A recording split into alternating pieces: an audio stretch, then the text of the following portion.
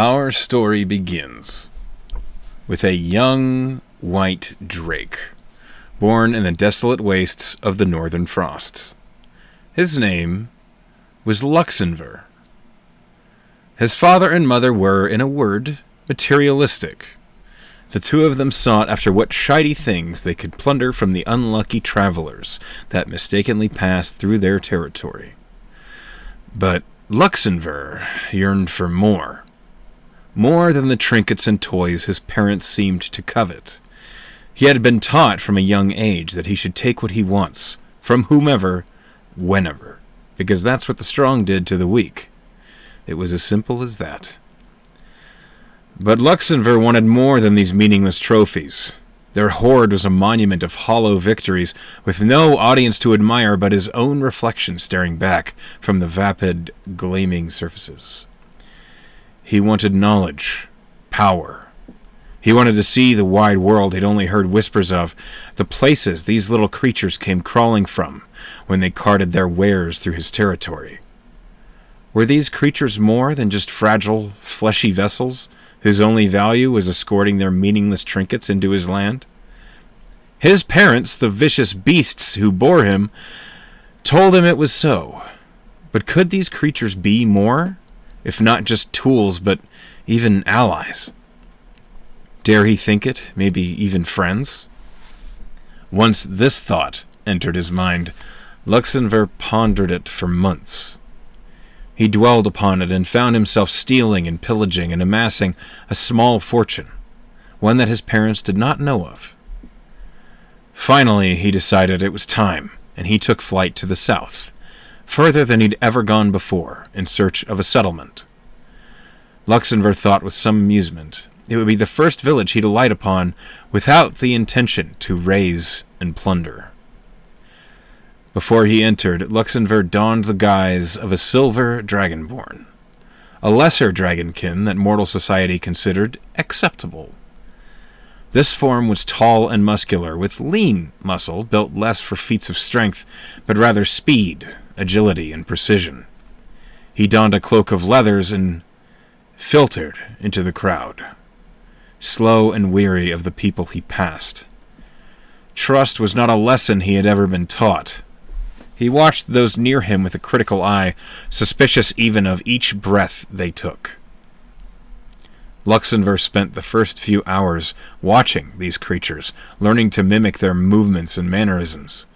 He learned from listening that the town he'd arrived in was called Quarterstone. Luxunvur got himself a room at an inn, one the locals called the White Crossing. Weeks passed as he learned the ways of society, how coin was used in trade for goods and services, how copper amounted to silver, and then how silver amounted to gold. This little bit of knowledge already far exceeded what he had been taught by his parents, and it was only just beginning to scratch the itch that he felt. He wanted more. He couldn't even begin to realize the path this would set him on. A desire to learn grew like a hunger inside of him, unlike any he'd ever felt before. It made him realize, what else could he learn? What feats could he accomplish if he only put his mind to it? Days passed, and Luxunvur would meet a human, a woman named Nautia. When she asked, he called himself Levi, a normal enough name, a shortening of his true one. Luxunvur would learn Nautia was what people called a monk. He marveled at the speed and swiftness of her body, the motions lethal in their precision. Luxunvur was eager to learn to fight and defend, not just to satisfy his desire, but to survive in this unknown world on his own. Nautia caught his attention, and in her he found a tutor. Luxunvur trained with Nautia for a month, and this time she mercilessly honed his body and sharpened his senses. At her order, he spent hours each day watching his surroundings, forcing himself to pay attention to every last detail of the world around him. Nautia drilled in him the importance of being on his guard, always. To be taken by surprise would be to welcome death with open arms. This, Nautia said, was the most crucial part of their training. Between these lessons and observation, Natia showed Luxunvur how to command his body like a weapon. She taught him the special techniques of her people, of how to control each motion, each muscle, each breath. It was during this training that Natia told Luxunvur of his peculiar place, the likes of which Luxunvur had never imagined. The Mariguard Academy. It was such a novel concept, a place meant to study, to learn, and grow. Eventually, Natia admitted that she had taught Luxunvur all she could of her craft. She was not a master, after all. If he wanted to pursue the way of the monk, he would have to move on. The Mariguard Academy, she said, might be exactly what he was looking for. With the coin he had left, he'd have just enough to enroll. Natia said that whatever he had learned from her in this time would pale in comparison to what the Academy had to offer. This was all the convincing Luxunvur needed. He alighted from Quarterstone, leaving behind his temporary home and the tutor he had found there. Following the directions Natia had given him, finally, he found the forest she called the Allen, and he knew the city of Farum lay just beyond, and within its walls, the Academy. Luxunvur transformed then, once more wrapping himself in his dragonborn disguise. Levi arrived at the gates of the Mariguard with 100 gold in his pocket and a hunger for more. Amaranth is a world in recovery. Only a century ago, the people of Amaranth were starved of divine magics, relying on their own ingenuity and the arcane to create and prosper where the gods were missing. But not all was so straightforward. Necromancy and the twisting of life by the weave has run rampant for millennia. The War of the Dead, a co-attempt by a powerful group of necromantic wizards to take over the powers in Amaranth, was only barely thwarted, and the scars of those battles still mar the landscape. Skeletons and ghouls, wraiths and walking corpses aimlessly wander, seeking sustenance or the chance to capture a new soul, attacking innocents and towns at randoms. For centuries, the world was in strife as all the nations fought together to defeat the threat of undeath, and they were losing. Finally, the fall happened. A great asteroid fell into the Crystal Ocean, and with it, the gods returned. Immediately, they purged the land of the walking dead. Skeletons and zombies immediately destroyed as the lost souls were restored by the patient and guiding hands of Croesus himself. Or, at least, his avatar. With the return of the gods, and the efforts of a group of heroes known as the Wanderers, the practice of the divine magics were restored, and clerics and paladins of all faiths emerged stronger than ever before in this new age of miracles. 100 years later, as the landscape has continued its recovery, new and troubling issues arise. A tentative Cold War brews between the naval country of Tridon and the Arcanatech nation of Ceres, and the world watches with bated breath as new and more dangerous threats arise. But our story does not look to these countries, or even their problems. In a world filled with stories, Amaranth always has a tale to tell, of life and death, of heroes and villains, but not this one. Instead, this story focuses upon a young dragonborn, standing just inside the gates of the Mariguard's fortress. From what you've heard around the town, the Mariguard Academy is unusual. It could be described as a school, though what you might learn there varies so greatly that anyone declaring alumnus might be turned away from academics simply on principle.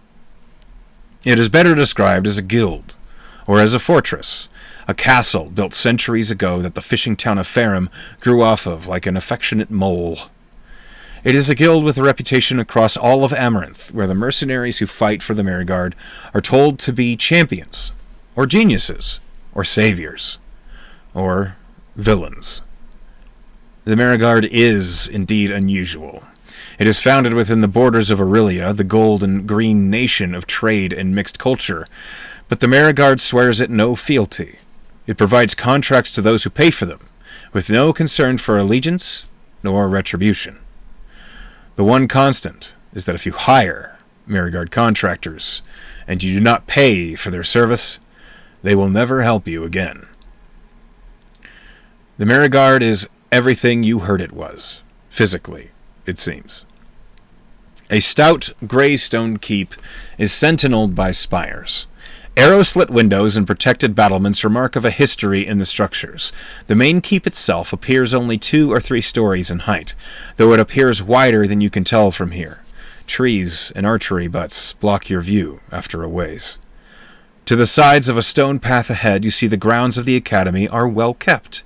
Flat stretches of grass that appear tended to either by careful hands or by the horses you hear chuffing and pacing within a large stable to your right. Short fences and paddocks weave between high trees and boulders throughout the grounds to your left, some of which show signs of wear or practice. Banners of the Mariguard, hung from high spires, flap lazily in the breeze, the sunlight dancing across the crimson fabric. The spires bastion the keep at all corners, and they reach high above the walls with large windows. Within some, you can see flashes of light. Finally, your ears fill with the symphony of effort. The sounds of clashing blades and shouted commands echo from the training yards. Resounding thunder and staccato thumps accompany smoke that rises from within the keep, and you witness dazzling light dropping from sky in places you can't quite see clearly. It is your story, Luxunvur.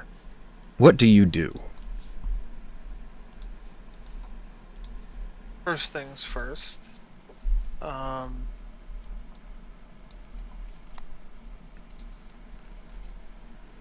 think he would go... At first, I think he's gonna just enter the keep and go look for a registration. Okay.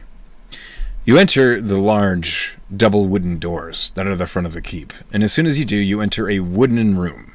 It is lined with mahogany. It smells of lacquer. And immediately you see that this room, the walls are lined with portraits of various humanoids. On the far side of the room from you, you see there is a wooden desk, a tall one, which behind it you see seats a dwarf, an older dwarf by the look of him, dark brown hair and a salt and pepper blending of mustache and beard that all is tied into beads and braids. And as you enter, the dwarf glances up through spectacles at you and says, "Welcome to the Mariguard Academy. I'll be right with you."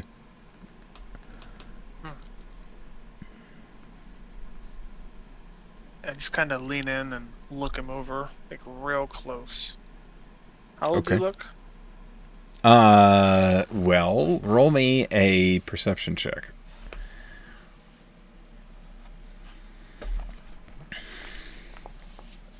Starting the game off great. With the natural one. With an 8 total. This dwarf appears later in his years. You don't know for sure. Doesn't look like a senior, like an old man or anything like that, but you'd guess middle-aged. Middling.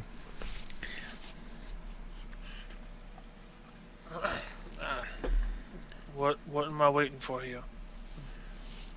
There is a pause as the dwarf is currently writing on a parchment, and he says, "You're waiting for me to finish this sentence." The scratching continues, and then finally, it may feel like an eternity, it may feel like but a moment, when he sets the quill down and he looks up and he says, "How can I help you?" I'm here to register. "Ah, new recruit. Right, do you happen to have the 100 gold fee?" Yeah. And Right. he Keep reaches it. down and pulls out keep it. Keep it for now. You're going to go to the right past me to selections, but first, and he sets a ledger down on the counter in front of you, which he opens, and he says, "I just need you to write your name." Alright. And he'll lean in and just scribble his name out real quick. Which name does he write? Levi. Any surname? No, just Levi. Okay. Persh kind of glances down at it, nods, closes the book. "Right. Head over to selections. In there you'll find Maxwell, and also where you will select your equipment and course of study. Alright. And with that, the Is that dwarf... simple? It's that simple. And he looks down more at his parchment. Alright, I'll head down the hall. Okay. The door marked selections. It is prominent, and the first door on your right. Do you step through it? I do. Inside, you see a room that immediately across from the room is a massive table lined with equipment. The equipment is divided into sections, and you can see that there are any possible courses of study here. From left to right, the table is listed with Artificer, Bard, Bloodhunter, Fighter, Barbarian. It's a slew of courses, and above each marking is a pile of equipment.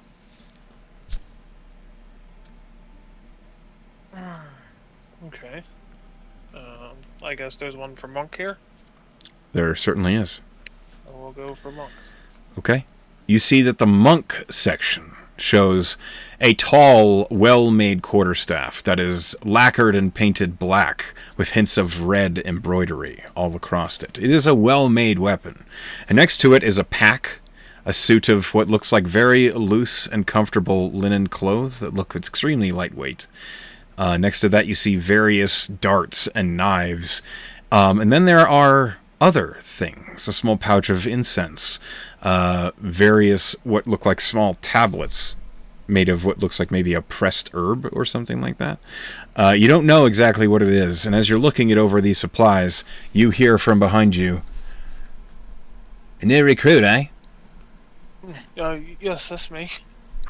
When you whip around, there is a human in the corner of the room, seated on a chair, and his feet are up on a pedestal. You see he has a book in his hands that is closed as he's looking at you, and he says, "I admit, I didn't quite expect you to be the monk type." Well, I don't really know what the monk type is, to be honest. Well, it's a lot of hard work, from what I hear. But more than that, your kind typically goes toward paladins, or the sort of thing where they can profess to be the best at something, if you know what I mean. Oh, okay. I understand that, but it's not the route for me, I don't think. The man nods and says, "Name's Maxwell." Nice to meet you, Maxwell. You can call me Levi. "It's a pleasure. After you, if you are going to be taking the monk course, your instructor will be Iriakis. And after you, I will show you around, and after you're introduced to him, I'll show you to your quarters." How do you spell that name, Iriakis? Iriakis. Goodness gracious. Alright, I suppose that should be fine. Go on, gather your gear then. Yep, I'll scoop it up. Okay, this Kind is... of hold it awkwardly. Sure. This is where you collect your beginning equipment. And then Maxwell says, well, maybe you should put it on and get it all sorted first. But once you've done that, I do require a signature and your payment. He'll get changed into his new attire, trying to affix the staff to his back, and he'll pull out his pouch of coin and hand it over. Maxwell glances in, closes it.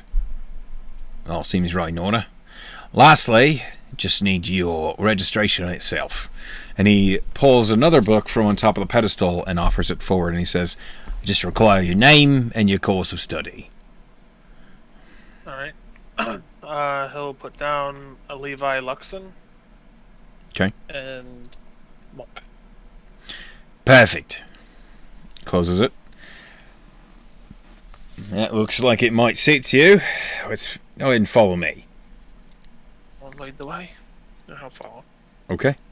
Maxwell leaves the room and immediately heads to the left. And as he heads out into the main entry, you see he gestures toward the dwarf and says, "This is Persh. He's our concierge. Should you have any questions, should you be assigned to a free agency, aka a task, during your studies, he will be handling them for you. Additionally, he will also be creating your teams with which you'll be working with people, so it's best you get on his good side."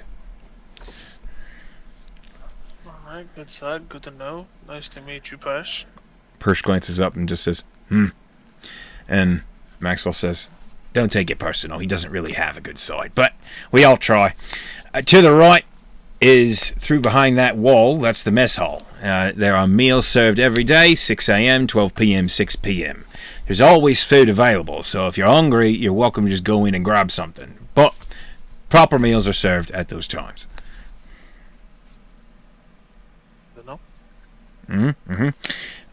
Let's see. Out front, you probably passed it on your way in. There's the stable, the smithy, and then many of the training yards. You're welcome to go practice there anyway. Follow me. And he continues on down the hallway. As you are walking down this hallway, you notice that all of these doors are extremely close together. Close enough that it is odd to you. It doesn't make sense that they could be so close together and there still be a full-sized room behind them. What's with the doors here? Still on multiple doors for one room, or? Oh. He kind of stops looking at you. He opens one door, and immediately you see a massive room that is much too large for how narrow it was. And he says, "It's a bit of magic trickery," if you know what I'm saying. Well, I can see that now. It's quite impressive. Oh, we do our best. And then he closes the door. And as he leads the way down, he says, "Your dormitory is a similar situation. However, only the classrooms have their own."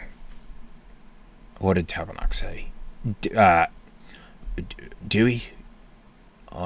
Demi-plane. Demi-plane, that's what he said. Anyway, and he keeps walking. And as he's heading there, he says, "How did you hear about us, out of curiosity?"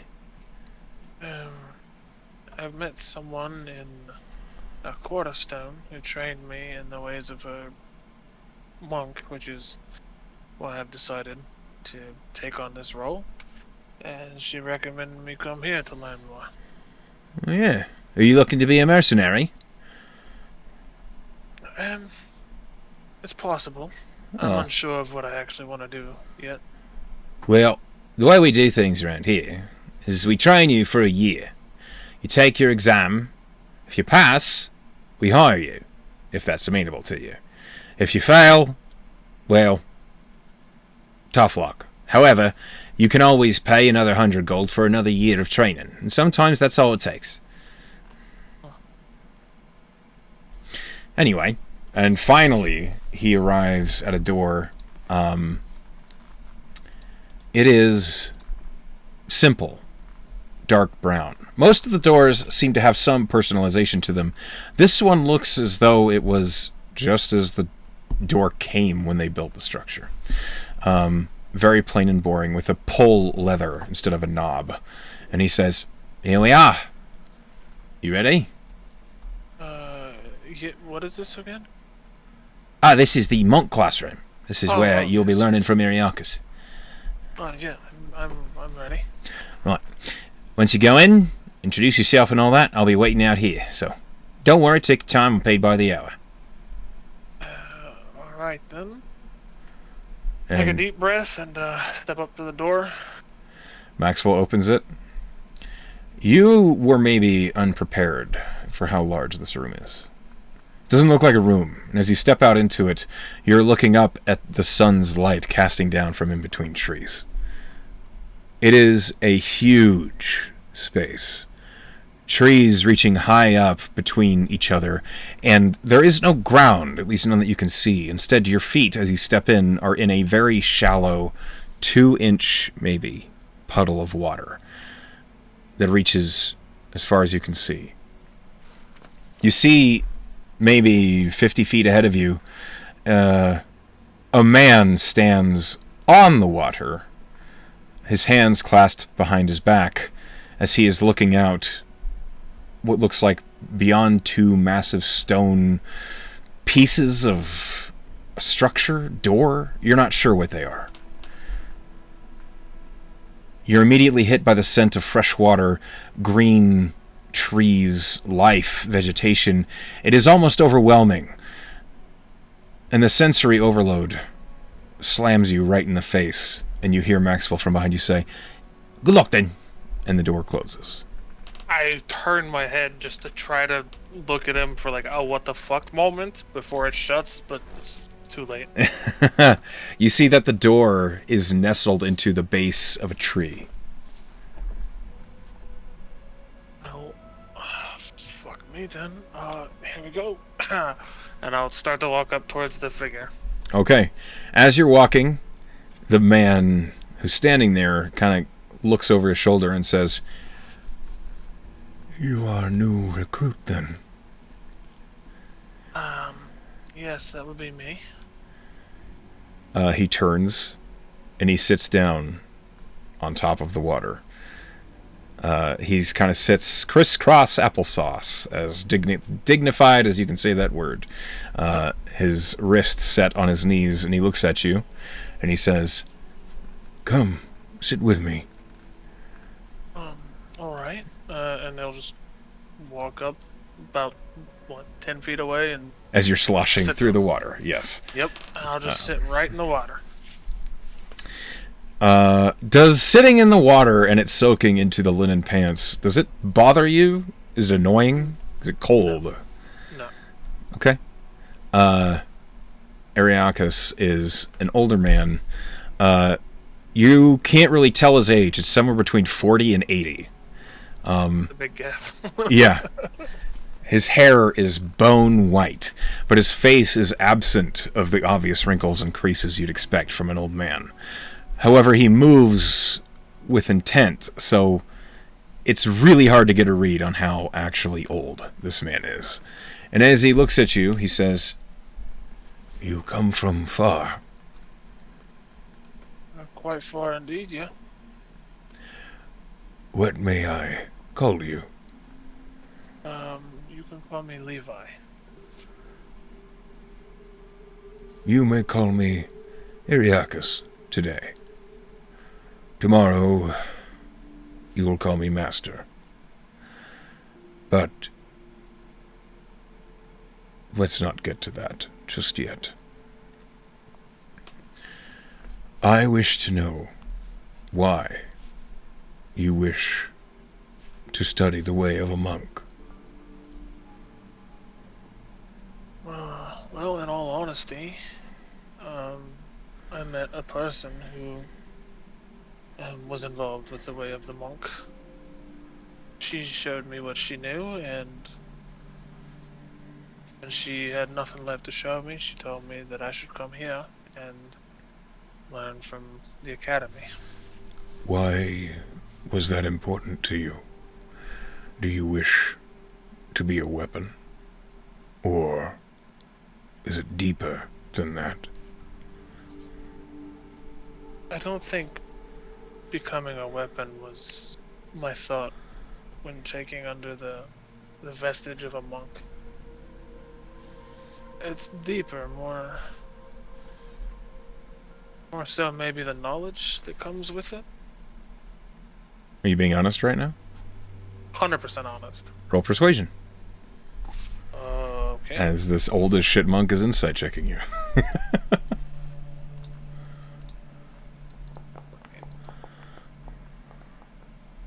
Okay. He kind of nods.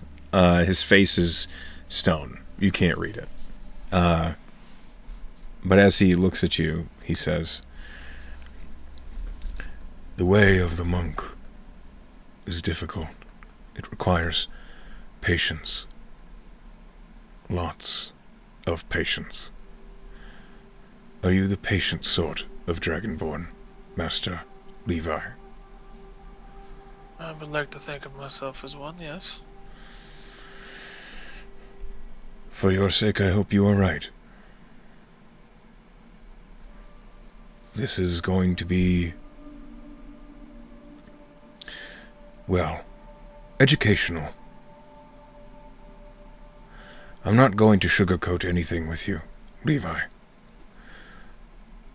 I have one student right now. Most quit within the first couple of weeks.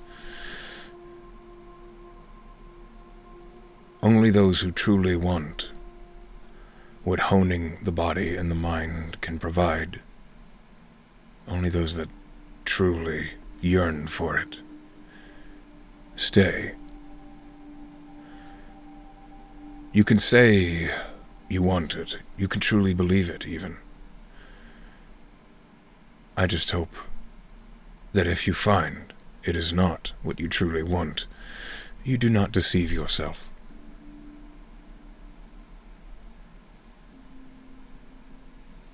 I have no intentions of following something that I do not want. Good. If it is not for me, there will be no further pursuit. Good. You see, he actually smiles softly. And then he looks at you and says, "Would you like some tea?" He sounds nice. Over the next 10 minutes, you watch as the old man stands up and he goes through the gap between the stone walls. You hear just the sounds of china clattering, and a few moments later he comes back with a tea kettle. He sets it down, not on the water.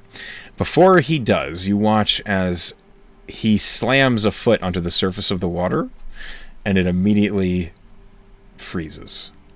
And he sits, setting the tea kettle on this ice table he's just made, handing you a teacup and pouring himself one. And he says, "Now, as this is your first day, the evening, the rest of the day is yours. I expect you here about 7 in the morning, ready to begin." Alright. Do you drink the tea? I drank the tea. You gain 1 temporary hit point. It is very delicious tea. Nice. It's smooth and subtle, and it doesn't taste of the bitter sap that most tea is known for. Instead, it just tastes nice and pleasant and leaves a flowery aroma behind in your senses. Quite the different tea. I grow it here. Speaking of here, this is quite different. We're still in the academy, right? As I look around. You see, for the first moment, for the first time, Iriakis pauses, and he says, "I don't know. When I agreed to teach here, I was promised a dojo of my liking. I described what I wanted, and then a brass dragon met me, dove into my thoughts, and created this." And you see he looks around with an open hand gesture. "I don't know if this is somewhere else. I don't know if this is a construct, another plane, or somewhere we could find on foot.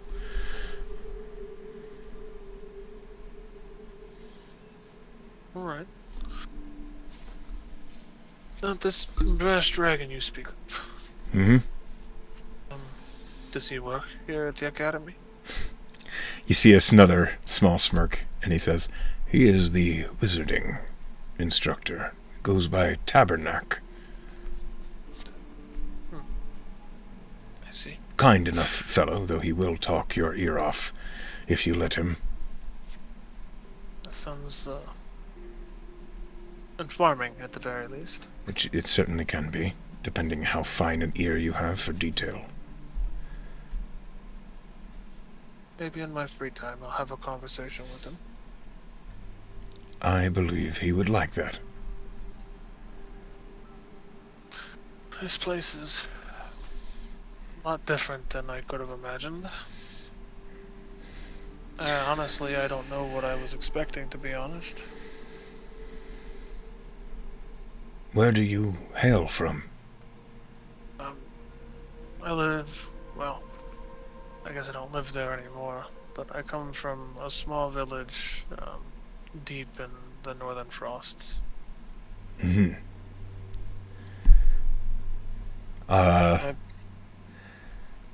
Go ahead and roll just a straight charisma roll. Okay. Because it's kind of true and it's kind of a lie. Yeah. Okay, that's pretty good. 19. That is pretty good. Okay.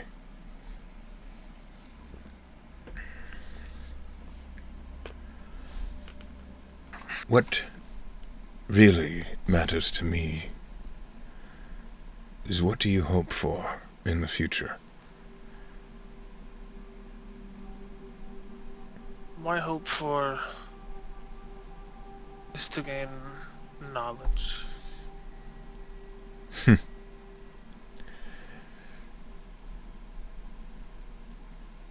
Outside of that, I don't know what else that I am seeking as of right now. Do you know what key is? Only the bare minimum from Nadia, my previous instructor. We have many abilities we can unlock in our natural forms using ki. There will be the much pursuit of knowledge in your time here training as a monk. It will not be specific to magic. It will not be specific to any of the regions. It will be the sort of studies where you look into the facts and truth of the natural world you exist in. Is this the sort of knowledge you wish to acquire? Yes it is. Good. And he takes another drink. And he says, "In that case, I feel content to teach you.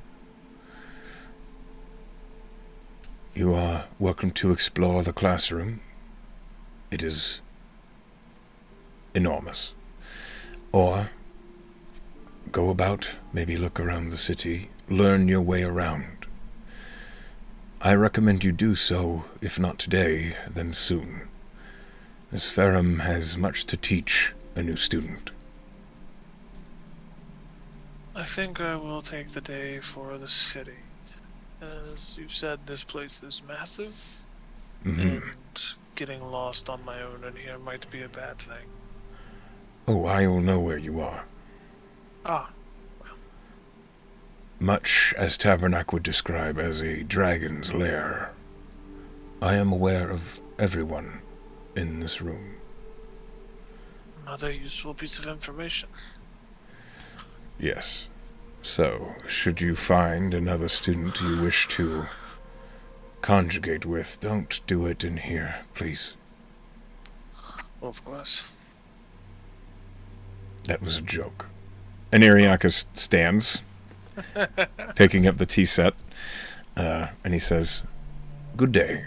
And should you happen to see my other student, goes by Kyo, please send him my way. He is late." Oh, if I see him, I will send him. Thank you. And he goes back to, like, he sets the tea kettle down by one of the bases of the trees. And you realize that as he stands there looking off into the distance, he's meditating. Interesting fellow. Alright, I'm gonna head out. Okay. You head back out into the hall. And as you do, Maxwell is now standing there. He has a book, the same book, you think, in his hand. Except when you emerge, he closes the book and looks at you, and he says, "What'd you think?" Well, it seems like he will be a good teacher. As far as the room, I was caught off guard, and am now soaked, as I am dripping in the hall. Aye. Well, sorry about that. It's alright, it'll dry at some point. Maxwell leans over, and he presses a stone on the wall too quick and too fast for you to actually see which stone he pressed. And then there is a small rock in his hand, and he holds it out to you. What? Touch it. What? No. What? Hesitating, but eventually he'll touch it.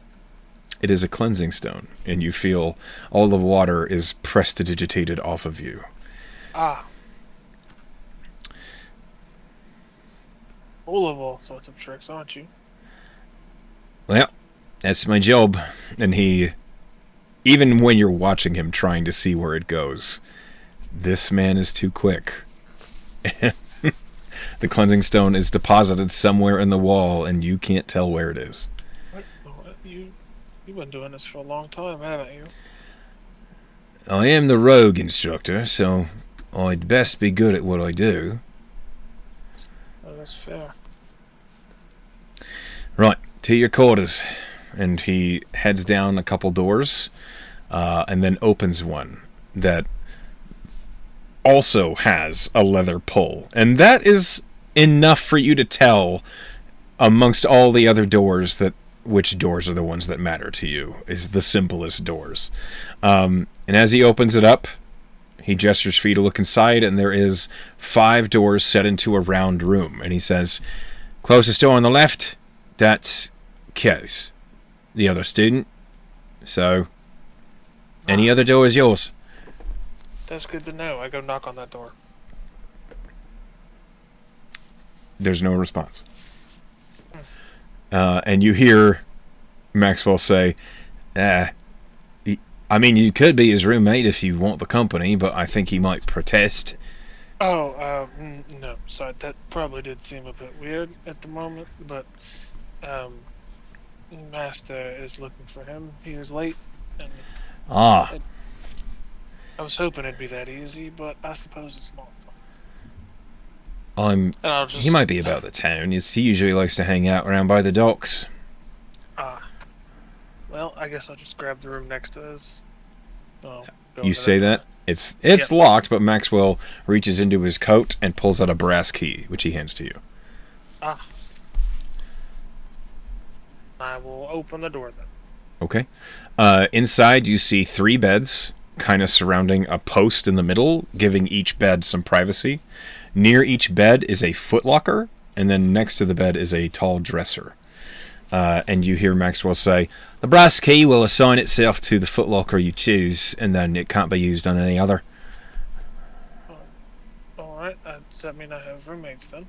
You might in the future. This place used to be quite bustling. Is this the room, like the little barracks for the monks only, or does anybody sleep here? Nope, this is just the monks. Makes sense now. And I'll go pick the one in the middle for the footlocker. Okay. One just seems to be the most middle. Sure. There's one bed directly to your left, one directly to your right, and then the one in the middle is like on the opposite of the pillar. So you have to go around the pillar to see it. Yep, that's the one I choose. Okay. You have chosen your quarters, The footlocker itself is very large. It could easily fit all of your things with plenty of room for anything else. It is wide enough that you could lay down a longsword lengthwise in it. Otherwise, the bed looks comfortable. The furniture looks well made, if simple. And there is a frosted glass window in between each of these beds, so you have one to your right and one to your left. Alright. Am I free to go about my day then? Do we have anything else to... Maxwell looks at you and says, "If you have any questions, that's what I'm here for. Otherwise, I'll be back to the selections room." I have one question. Aye. I think his name was Tabernac? Yeah, I hear a lot about him. He's the wizarding instructor. Where might I find him in his free time? Well, he's always in his classroom, which is also his lair. So, if you leave this room and head left, and just keep going left until you reach the far corner, there's a door set into the corner, which is in the base of the round tower. You can't miss it. Just go through that door, go up the stairs. His room is at the top of the tower. Right, well, thank you very much. You're welcome. I think with that, I'm going to go explore Farum. Best of luck to you. I will see you around. And Maxwell tips his hat and leaves. I just sit on the bed for a moment. Okay. I pull the staff out that he gave me. Sure. As you're sitting here in this quiet room by yourself, the door's closed. The room smells of fresh pine and clean, maybe. It's almost like the smell of what oxygen would smell like. As someone has just cleaned the room and there's fine powder on the floor. It's pleasant.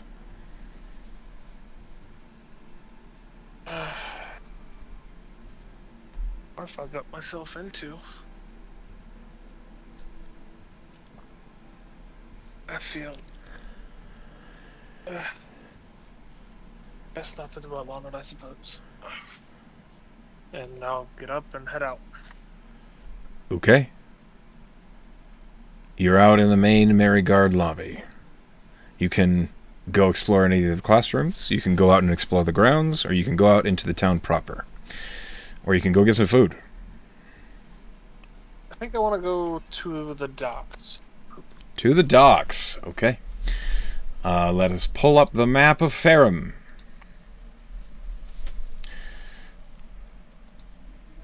One moment, please. As it loads. Yep. Big map. Of course. I like big maps. I like big maps, and I can't. I was gonna make that joke, but then I was like, you know what? Nah, I'll just let it slide. Whoopsie. I sure did not. Okay, the Farum map. As you can see, the town is kind of divided into districts. There is a main road that goes down from the chapel gate and splits the town down the middle. It's this one, as I'm referring to it, that leads right down to here, which is the market. You see this large plaza here is full of vendors and suppliers, and all around it are more permanent structures, such as the smithy, the cobbler, the various sorts of bakeries and restaurants and other businesses that make their duty tending to the sailors that come in and out of the South Docks. You leave the Mariguard Academy. You head down the main stretch. And as you do, I'd like you to roll me a D100.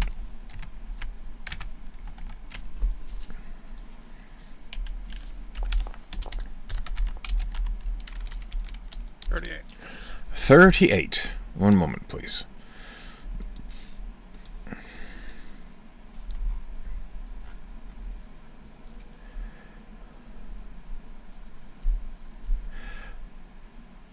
You see, as you are heading down the main street, there is a business. It is just called Old Leather Hands. It looks like a tannery. which is of no real consequence to you, except for there is a loud ruckus happening outside as what looks like a cart of fruit has toppled in front of the business, and there is a halfling who is protesting, and a human man who is outside the business and seems extremely upset as he is stomping on these various apples and oranges that have toppled over in front of the store. And at first it seems completely outrageous until you see that many of the fruit have rolled over what look like these external displays of leatherwork. The halfling is saying, "No, please, I was just heading to the market. I'm sorry, I lost control." And the human man says, "Well, that's no problem of mine. You're going to pay for every one of these that you've ruined." And he's continuing to stomp on fruit. You can choose to involve yourself, or you can move on.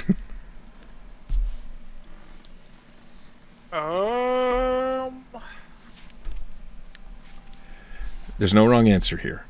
I know. I'm just thinking. I think he's going to move on. Okay. This is not your problem. You just kind of go, "Ooh, okay," and move on your way on down the road. And you see that as you are heading there, a group of 3 guards run past you. And you hear them say, "Halt! What's all this about?" And just begin to try and control the situation. Okay. Let's see here. You make your way on down past the market, which is likely where that vendor was trying to go, and you make your way to the South Docks, which looks like this. We have another map that you're going to have to load. Oh, you're here. Awesome. Okay. As you're here at the South Docks, and you are watching as these ships are coming in and leaving all sorts of boats, from large to small, galleons and all sorts of junkers and just tiny little rowboats that look a little bit more than fishing vessels, you spot, with your passive perception, a man in similar garb to what you're wearing, with very long... Well, hang on, I gotta make sure I have his description right before I say it. Goodness gracious, that would be ridiculous. With very long brown hair that kind of gleams in the sunlight, is running along the various tie-offs and high replacement masts that are on the dock, but you see him almost acrobatically running back and forth between them. And it looks like he's having a good time. You see on his back is a quarterstaff similar to the one that you have. Oh, yep, that's probably him. Oh, fuck, what did he say his name was? Shit, And I just yell, "Hey, you! Mr. Jumpy!" Mr. Jumpy. He doesn't seem to hear you, as I rolled a 2. I'll take a ball bearing out and throw it at him. Okay. Roll an attack. Roll me like a dart attack, but it won't do any damage. Okay, action. Oh, I need to equip the dart before I can actually do the action with it. You should be able to... Oh, from Foundry. Yeah. I got A 14.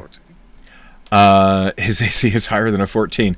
However, he does notice as a ball bearing bounces off the mast in front of him, and he's like looking around for who threw it. And I'm just kind of waving at him. Oh, who are you then? I'm a new student at the academy. You see, he's like looking around for a way to get down quickly. He says, "Hold on." It takes a few moments for him to figure out a way to get down without hurting himself. You watch as he runs along the ropes, and then I need to roll an acrobatics. Oh god, I hope he biffs it. He rolled a 2. Yes, he biffs it. So, as he's like, suddenly his groove is gone, as he's suddenly alerted by you. You watch as he turns around too quickly, his foot slips, and he like hangs from his knee for just a split second before everyone at the docks just hears, "Ah!" as he falls into the water. I'll head over and try to fish him out. He's heading up to the stone dock. The stone pier, I'm sorry. And as you approach him, he's like climbing himself up and he says, I had a good thing going. You didn't have to distract me. And he's like pulling himself up. Well, I'm sorry I yelled for you and you didn't quite hear me, so. Alright, what? Oh, who are you? 1 sec. I'm Levi. Master sent me to find you. You're a new student, aren't you? Okay. Shit, what day is it? Do I know what day it is? It's Monday. It's Monday. Fuck! And you see he just, like, immediately, like, his whole face just drops in panic. And he says, I've got to go. Oh. And he just runs. Well, there goes that. And actually, can you give me 2 seconds? I have to take care of something real quick. Go ahead. We'll take a 5. Alright, cool. Okay. And we're back. So, you have just sent Kyo running up the main street. And as you're standing there, kind of a little confused by that whole interaction,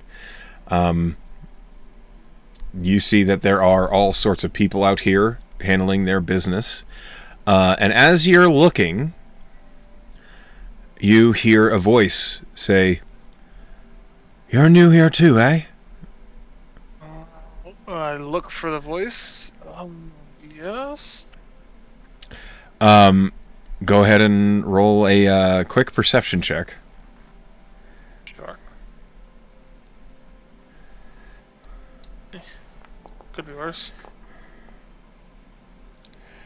The person is not being super discreet. You look around and you see there is a woman who is also wearing Mariguard embroidered clothes. You see that she has a flute in her hand that she is just kind of... She's not playing it. It's in her hand down by her hip. And she's looking at you and she says, A lot of new ones coming in lately. Well, when you have a place such as the Academy, it's to be expected, I would think. Yeah, maybe you're right. And she looks at you. She kind of looks you up and down. She says, I can't tell where you're from. Any guesses? You see she thinks about it for a second. Folds her arms and she says, My gambles. No Svidania? No, but almost as far. Different direction. I'm from deep up north in the frozen... what was it? The frozen wastes? The Northern Frosts. Yeah, the Northern Frosts. You would know. My brain farted. Yeah, your character would know, so you don't stumble it. The woman says, Huh. I come from Drake's Shores. West side of Terracona. Seen a lot of Dragonborn around there, but none that dressed like you, so I was confused. You know, what was his name? Maxwell, I think it was, said the same thing. Must be right then. I'm about to head into Ship's Stool. You want a drink? Sure, why not? She smirks, and the Ship's Stool is a tavern here on the docks. You obviously could have pieced that together from context clues. However, let me go ahead and pull up the tavern.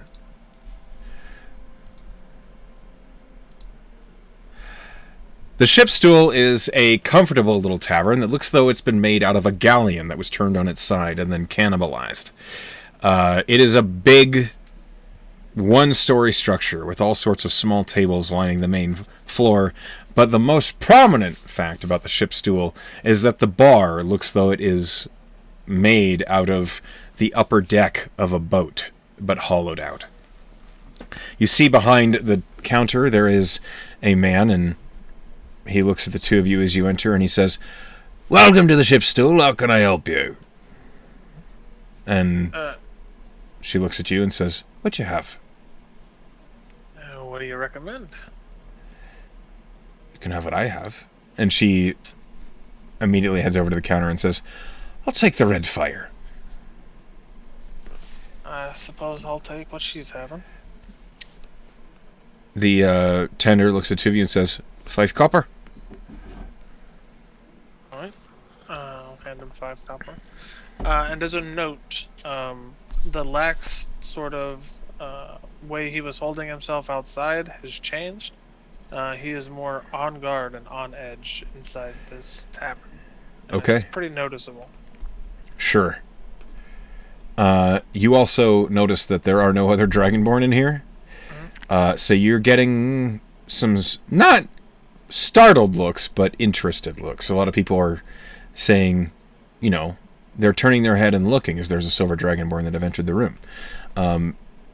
You get the impression your kind might not be super common around here. And as you order your drink, you are provided with a tall tankard of ale that looks... It's clear, it's see-through, but it's like crimson red. It looks like fruit punch. But with lots of little bubbles coming up from the bottom. And as you are handed your tankard, the woman grabs a tankard of her own and she takes a long slug from it. Right. And I'll take a sip to see what it tastes like. It is cinnamon ale. It is hot. Well, the temperature of the beverage is cold, but it has some spice to it. And the fizz seems to compound on the spice to make it dance through your senses. And it is alarming at first, but it is also quite tasty. Oh, that... Not what I expected, but... It's pretty good. You have a good taste. Smiling around the tankard, she finishes her pull and sets it down and says, Thanks, I'd like to think so. So what's your name? He looks at her and then he kind of looks around at all the people that, you know, kind of take looks, and he goes, it's Levi. And I guess I'm a rarity around here, huh? Not many Dragonborn around Ferrum, that's true. Don't take it personal. It's just a little bit south. Well, not personal, just... I don't like having eyes on me all the time. She just kind of... She, like, dismisses it with a wave, and she says, they'll get used to you in just a moment. Just let them all go for a second. They'll get past it. And what was your name? Excuse me, DM dying. She kind of twists the tankard in her hands and says, you can call me Norrie. Norrie. How do you spell that? Norahe. Nope, you never would have spelled that right. Yep. And, you at the academy? I am. I'm actually about to try and earn some coin.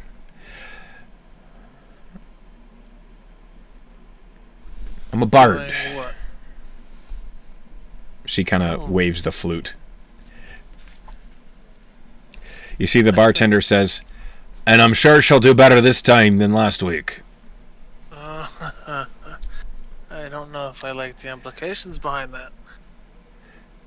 You see Nora kind of scowls and she says, I had a bit too much to drink before trying to play, and everything sounded a little off, and maybe I had the wrong reed in my flute. And Taggart the bartender says, she was horrible. And Nora just raises a middle finger to the bartender. I'm here to learn, aren't I? Got a point. The bartender says, yeah, at the cost of my customers. And she says, look, I'll do better. Fuck.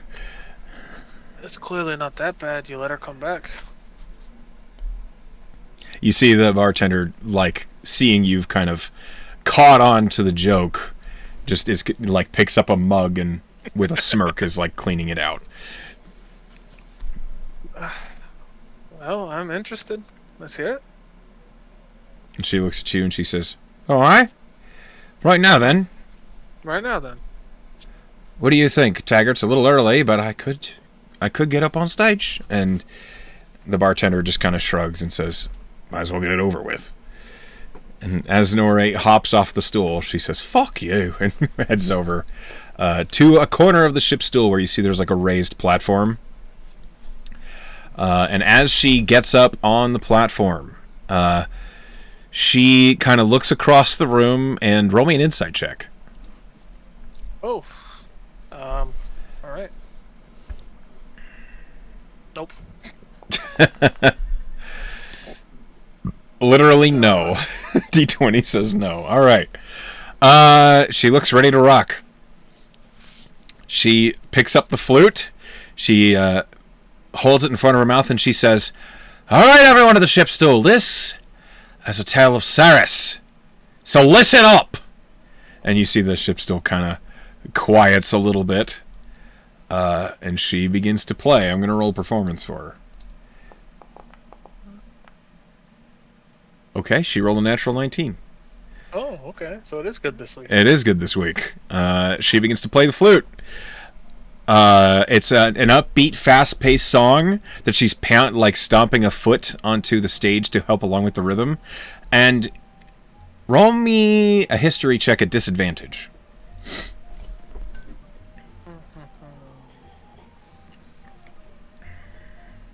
11. 10 and 10. 11. You've not heard this song before. It's not the sort of thing they'd play in Quarterstone. It's a parodying song. It seems to be talking about how good it is to be dating an undead. And it seems like one that many of the tavern folk know, as a lot of those at their table begin to sing along. And drinks begin to flow a little bit heavier, and people are laughing along with the song. How long do you stay? I'll let her finish.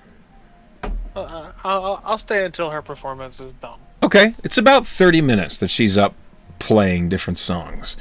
And by the end of it, she comes back and she has what looks like an old helmet that she sets on the counter. And it's full of what looks like silver coins. And she looks at you and she says, "That wasn't too bad, eh?" I kind of think you guys were pulling my leg. You have good nights, you have bad nights. But your performance, you can't... it's consistent, right? You do this. You play the music. You know what you're playing. How can it vary so much? She's insight checking you right now. She thinks you're fucking with her. It's straight face. What do you want me to roll? Because he doesn't understand. Persuasion. Okay. You have to beat a 4. I rolled an 18. Okay. She looks at you and she says, "I don't know how they did things up in the Northern Frosts. You've never... And she, puts the flute down and she, looks like she's trying to convey... You ever been nervous or anxious? Scared around people?" Yeah, now that you mention it, scared. I felt that for quite a while. Yeah. When I went to Quarterstone. I understand that. It's not easy to just get up in front of people and flip the switch and just start playing music, especially when that's not what you do on the daily. That's why I'm going to the Mariguard. I want to get better at it. Because I love the music, but the people... I fucking hate people. And you see Taggart, lean on the counter and says, "Really good to hear that from the minstrel that plays at my tavern." Yes, that's understandable.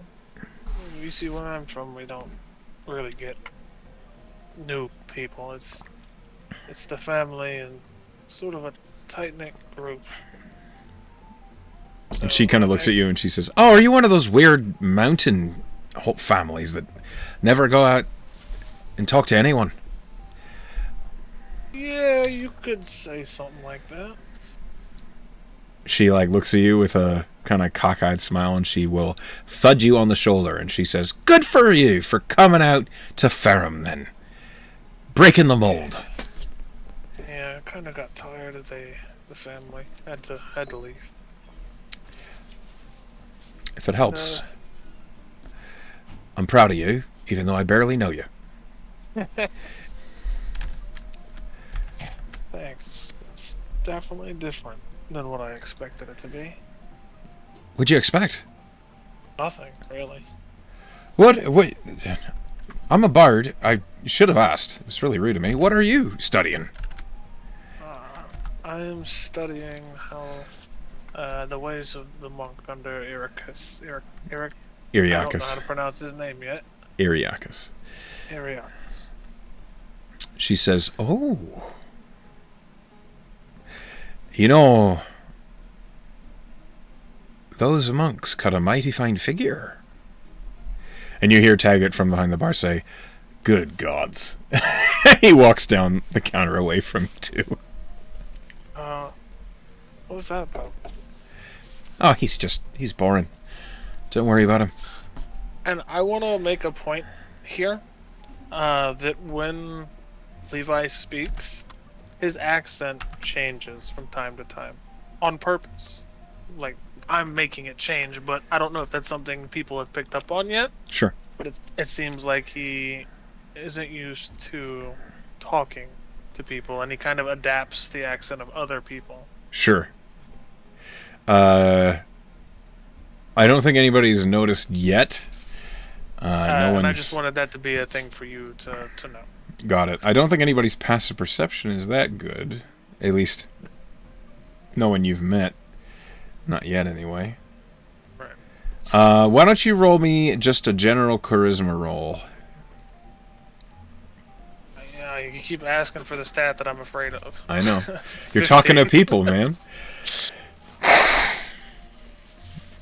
When you talk to people, you get those rolls. That's how it goes.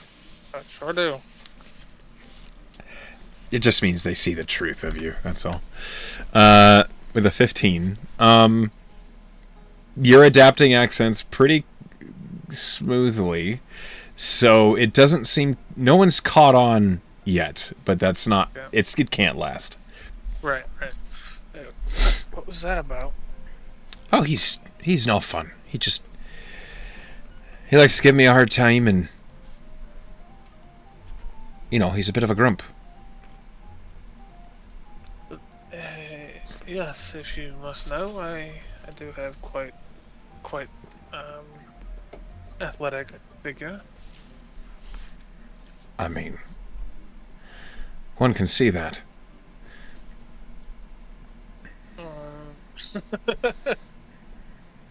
Well, are you? What are you doing after this? Well, I have a goal to reach here. I have to make a certain amount of coin by the end of the night, or Tally will yell at me in the morning. So that's what I'm aiming for. Is this homework? Or... Yeah, this is my homework. I hang out around taverns and try and absorb stories and try and sing my own. Huh. It's quite the interesting work there. Well, as I learn more stories and I can write new songs, I can make new spells based on those songs. So, that's the trick to it. Right, and I think that's where I start to kind of lose you. I have no idea how magic works. None whatsoever. None. Well, if I were to play this particular ditty, and she does, and you can feel this almost tangible, like, it's almost like a force coming from her that's pressing gently, but not forcefully, not like painfully, on your head, and she says, if I was to then insult you, it would hit harder. It would maybe burst a capillary, or make you bleed from your nose. Magic. Do it. She looks at you. Okay. She plays the ditty on the flute again, and she says, your feet are too big for when you're walking, And you feel like that insult, as though it was a mild one, it stung particularly hard. I need you to roll a wisdom saving throw. As she vicious mockeries you. Successful. But you could feel the potential. You could feel like if you didn't shake that off, if you let it stick, it would have actually hurt. And as she lowers the flute, she just kind of smirks. It's quite funny, actually. In the last town I came from, people said words couldn't hurt you. They can if you know how to say them. With musical accompaniment. And she laughs and takes a drink of another ale that's been provided to her. Quite interesting. Well, It's a pleasure meeting you, but I need to do some more exploring. I'll be here. I might find my way back here. We'll see if I get lost or not. I'll save a seat for you. Sounds like a plan. Get up and head out. Okay, you leave the tavern. You spent maybe, an hour and a half here. Not too much, not too little. And as you emerge out, you see it's just after maybe 1 in the afternoon. The town is busy. Business is happening. People are milling about between the boats and the other businesses. And what are you going to do? I'm going to flag someone down on the street to ask some questions about the town. Okay, sure. Go ahead and roll me a perception check. Right. Yeah, it is. 26. Yeah, okay. You are looking around for someone that will looks like they have the time to help you, or at least someone that would be worthwhile to ask questions of. And as you do, you see there is a guard who is eating a sandwich, kind of leaning against a wall. His helmet is off. You see he looks young, maybe 19. He has an unfortunate speckling of acne on his face, and a beard that isn't quite coming in all the way. But he doesn't seem occupied, and it's clear he's been working for the guard, at least for a little bit, as his armor is pretty beat up. I'll approach and go, good afternoon. Afternoon. I hope I'm not interrupting anything. He takes a bite of a sandwich. I'm quite new. In fact, it's my first day here, and I just had a few questions maybe you could help me with. Well, on behalf of everyone, welcome to Farum. And he Thank you. is continuing to eat a sandwich. What can I do for you? I'm looking for maybe like a general goods store, and maybe an exotic wear store. If you know anything.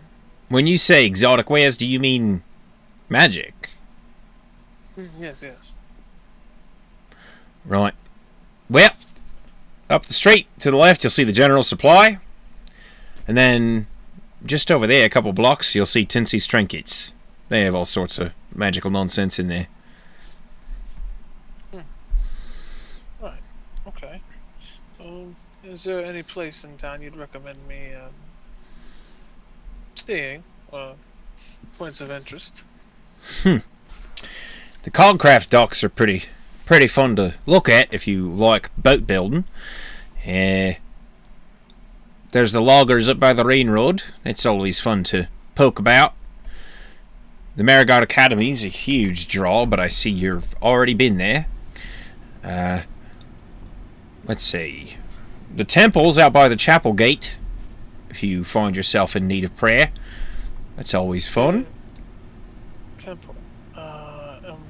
What god is this temple worship? Oh, there's a few of them. He kind of points to the front gate of the town, and he says, "There's a temple of Vion, if you're the sort that's out to fight things, Then there's the temple of Anar. Everyone knows her. And then Temple of Luminous.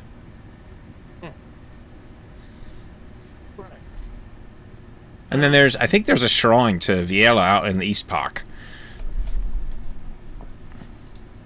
You may not believe this, but I live quite a sheltered life, and I don't really know too much about the spots.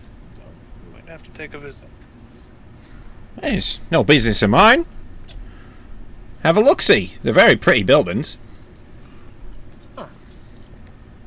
Right, well, thank you very much. You're welcome. And he takes another bite of the sandwich. Yeah, you have a good day now. And, you too. A lot to do, too much to see. Where to begin? Oh shit! Actually, and I'll turn around and look back to the guard. Is there a library here? Well, Art. Yeah. He swallows the bite of sandwich he'd just taken, and he says, "Well, the Mariguard Academy has several, and they usually let people look at whatever they like, so long as they, are polite about it and such. Otherwise, I believe there's a histories library near the High Docks. I haven't looked into it myself, but it's the sort of building you pass by." Alright, well, thank you very much. That's good to know. And I'll head off towards the Mariguard Academy. Okay, back to the Mariguard. Lots of things to see, lots of places to do. Alright, you head to the Mariguard Academy, and let me roll to see if you have another random encounter. It's always possible whenever you're crossing great distances here. I'm fine with any one of them. Let me see here. Okay, roll me a D100, please. 97.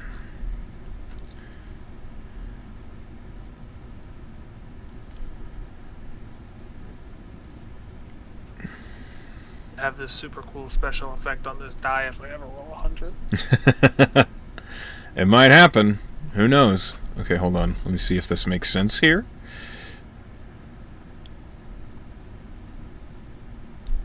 Okay. As you are passing up from the ship stool, which is in the South Docks, so you are basically here, and you're heading all the way up to the Mariguard Academy. As you do, you're passing by a neighborhood, and you see that there are a group of what look like maybe kids that are playing a game. Many of them have sticks, and they're hitting this round ball around on the ground. And as you're walking by, one of them calls out, "Hey, mister, you got time for a round? We need an extra."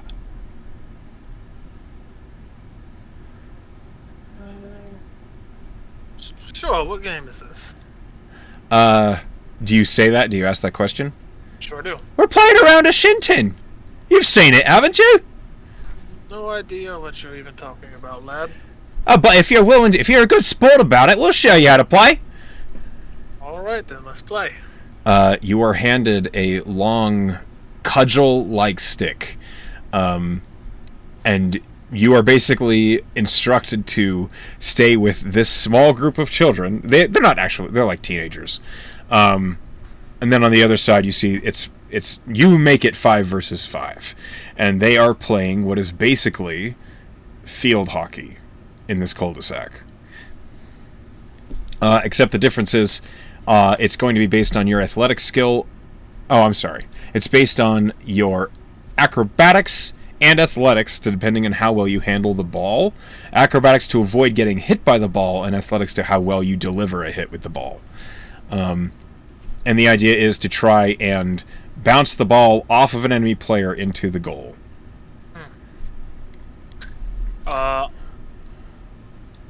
Okay. I need to make a roll here real quick to see how hard he's actually going to try to play. Okay. And you said they're, what, about teenagers-ish? Some of them, the youngest looks like about 12, the oldest looks like 17. How old does Levi look? He looks about mid to late 20s. You're gonna beat the shit out of these guys. Alright. Alright. That's my third nat 1 tonight. It certainly is. Okay, so with your wisdom save of a 1, I imagine you're like, you gotta be the best. You gotta be the best here. Yep, sure do. You gotta try and crush these kids. Okay. The kids have the stats of commoners, so I need you to roll. You're not gonna kill anybody. I know, but you just made me feel so bad. They got the stats of commoners.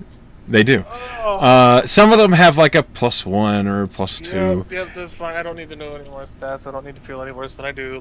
Go ahead and roll me. So I'm going to ask you for 3 rolls. The first is going to be in athletics. Roll me athletics. Okay. Well, this one is could be bad. 11. 11. Okay, I'm going to contest it with their acrobatics. Okay, you rolled a 4. So you, over the process of the game, you just blast like 2 kids with the ball, right like on the upper back on one of them, and he like goes sprawling forward, just and like lands on the ground, just like and all the other kids on your team are like, great hit, and just everyone's very excited about the fact that you just fucking annihilate this kid, and the ball goes straight into the net. Okay, let me roll against it one more time. A 9. Okay, so this isn't quite a destruction of the kid. This one, you hit him in the upper thigh, and he goes spinning back, and the ball goes right into the net, and the kids are like, that team, like some serious vulgarity, just like, shit, how could you let that go by? And just the kid's like, I'm sorry, he was really fast. And so just like everyone's patting you on the back because you landed another goal. All right, now you're on defense, so roll me acrobatics. If you do well here, you're going to be on athletics again. If you do poorly here, you'll be on defense again. No, I did poorly. Okay, so we'll see how their athletics compared to you. Okay, that's a 16. So the first hit comes from one of the 15-year-old kids. Gets a good solid hit on the ball, and it roll me a d8. See where it hits you. All right. Okay, the landing shot that goes in the goal bounces off of your ass. Just straight up, like right next to your tail. Just, and you're, like it hurt. Like you didn't take any damage, but this is a heavy ball. So it bounces off of your like left glute and goes straight into the net. And the team's like, just like, just like everyone's very disappointed. Okay, I'm going to roll against your acrobatics one more time. Okay, that's a natural 1. So, with this athletics, when you roll a natural 1 playing shinting, this kid, it's one of the older kids. He must be 18 or so. He raises the cudgel high above his head, and he goes for a huge slap shot, and the cudgel slams to the ground. Just the sound of the stick cracking and breaking. And then his whole team's like, oh, you're out! And so that kid is out. Well, he has to go find another cudgel. So for the next round, you're on offense because it's 5 versus 4. So roll me another athletics. Hey.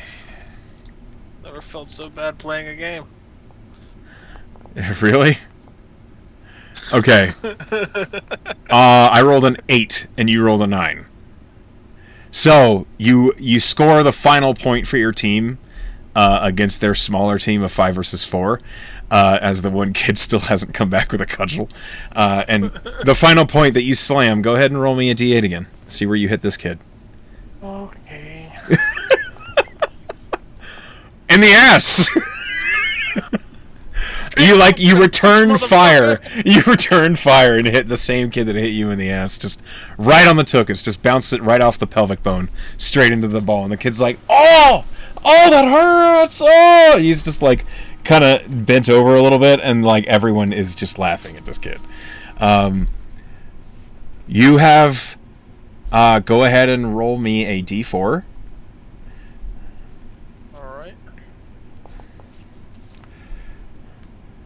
You have made 3 street urchin allies in this random encounter.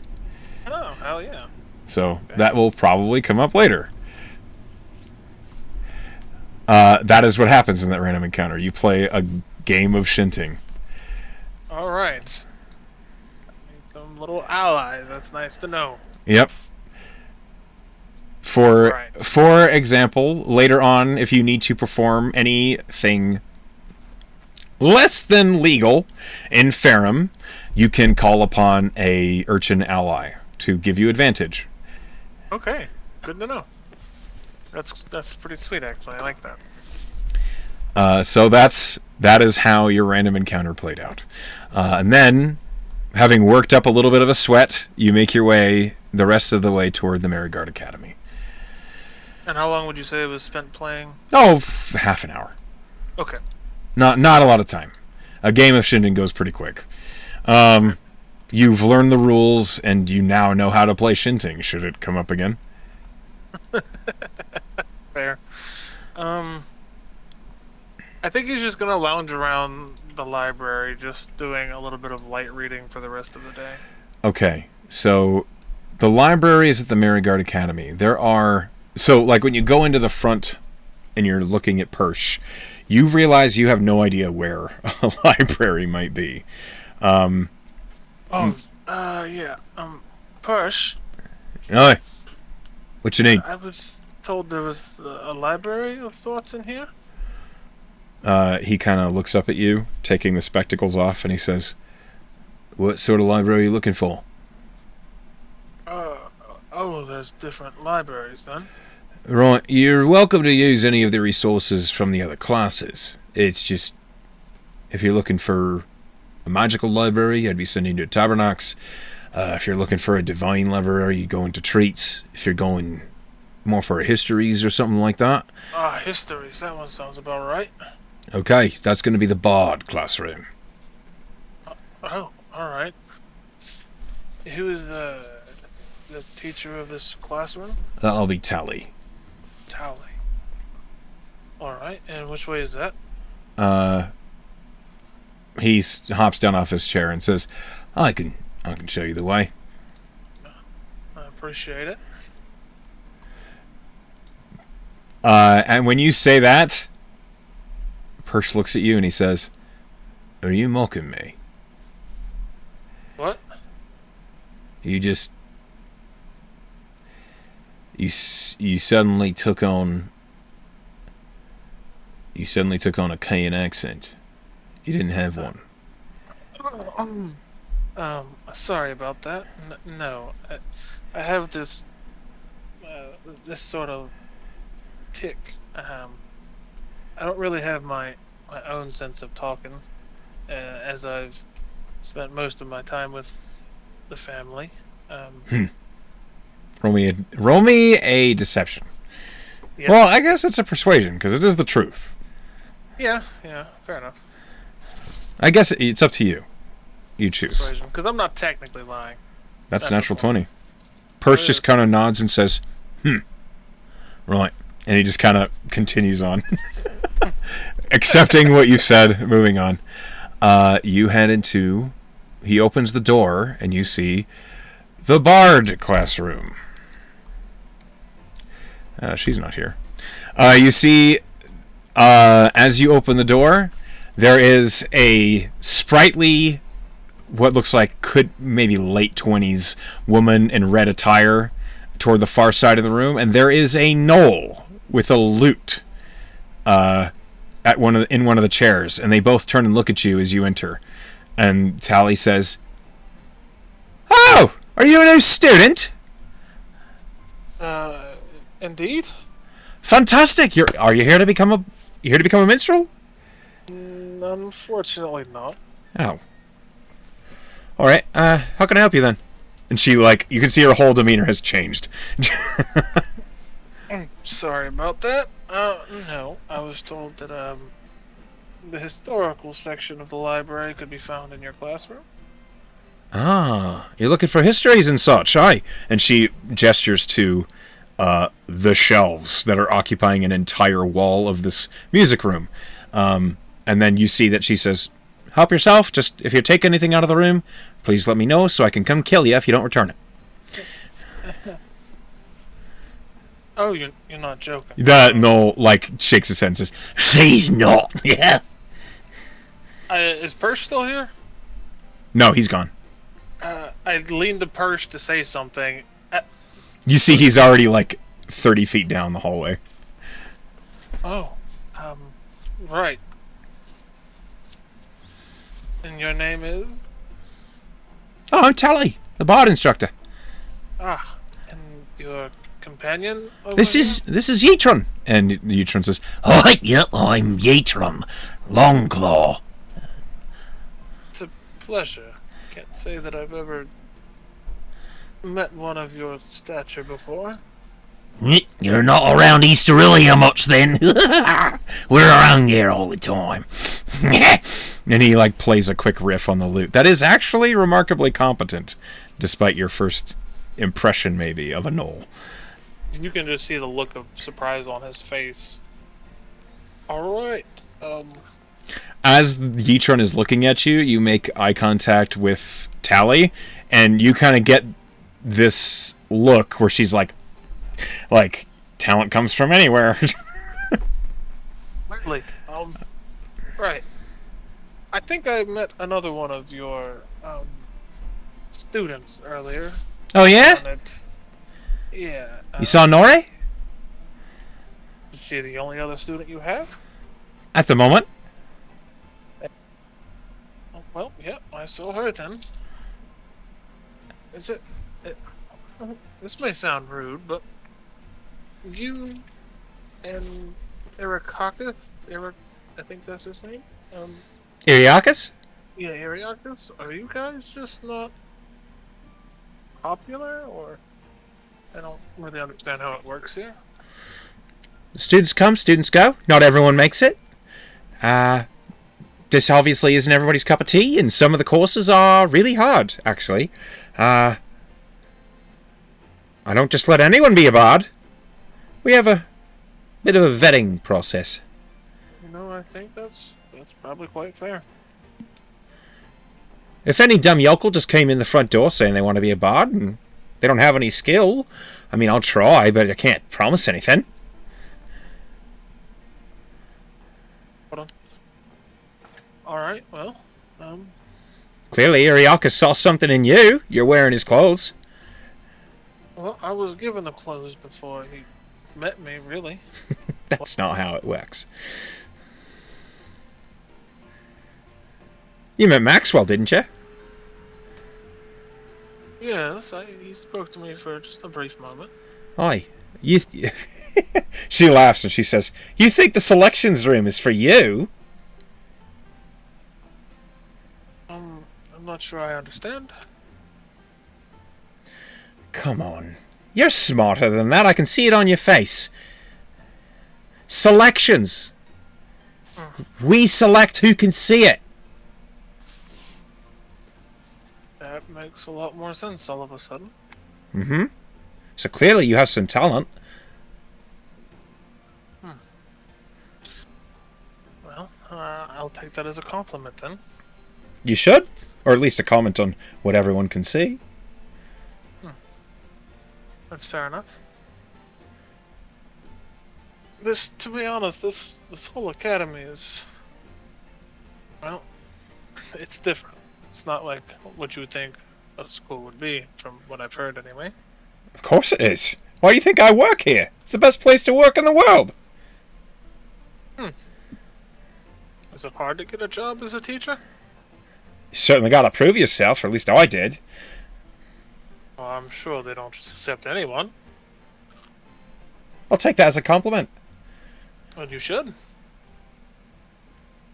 Maybe I'll see you around the Mariguard later. I'll be here. I'm actually gonna... No, not here. The Mariguard, the tavern just up the road. There's a... Oh, I haven't been there yet. I'll show you That around. was a thing. Oh, I look forward to it. You go there often? Every night. And Yitron like looks at you and just nods and says, "Every night." Sure, yeah, I'll accompany you tonight, why not? Gonna weasel some stories out of you then, Mr. What do I call you? I'm sorry, I'm Levi. It's a pleasure. And I'm not sure my stories would interest you very much. I live quite a boring life. I wouldn't be so sure of that. And she gestures to the shelves and says, "I hope you find what you're looking for." Well, thank you. Now, Yatron, back to the top. I haven't heard you playing for the last couple of minutes. That's not acceptable. And you see Yatron, he kind of like picks up the music paper that he was already looking at and says, Sorry, Miss Tally. and he begins just playing. And it's surprisingly competent. And you see Tally, who has an instrument. Do you know what a shamisen is? Yes. Okay. She pulls a shamisen off of her back, and she begins walking him through a song that he's trying to learn. And you immediately feel the presence of magic, just like what Nore had shown you earlier this same day. She's teaching him a spell. Yep. But it is clear their attentions have gone away from you. So, what do you like to do? He's just gonna pass the time looking through books, listening to them, until either it's time for sleep or somebody asks him to do something else. Okay. Then this would be a good spot for us to end today's session. Right. So, what did you think? I very much enjoyed it, and I need it to be next week already. I'm glad you had fun. I will get this video up to YouTube as quickly as possible, where you can re-listen to your nonsense and you beating the shit out of kids at Shinting over and over as many times as you like. I will never listen to these, unfortunately. I cannot stand the sound of my own voice. I think you should. Well, why? You have a nice voice, Simic. Accept it. Fuck no. Fuck no, I don't. You are out of your goddamn mind. Swear to God, I'm rolling a persuasion check right now. Anyway, I'm going to close it down. Thank you for playing with me, and anybody who has watched, thank you for listening. We'll be here for next time with our From Nothing Luxunvur story. Awesome.